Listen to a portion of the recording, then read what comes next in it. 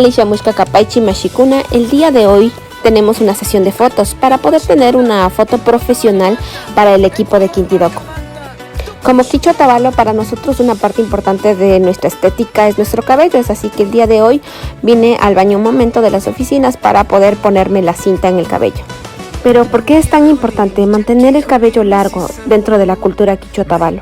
Y no solo la nuestra, sino también diferentes pueblos y nacionalidades. Hagamos un poco de memoria colectiva. El cabello es una manifestación física de nuestros pensamientos. Cuando yo era pequeña, mi madre solía peinarme, y al momento de peinarme se creaba como un cierto vínculo entre mi madre y yo, ya sea con la cinta o la trenza. Hablemos un poco de la cinta.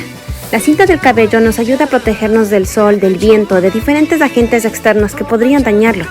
El cabello puede denotar incluso el estado de ánimo de una persona, su salud. Con la llegada de los españoles,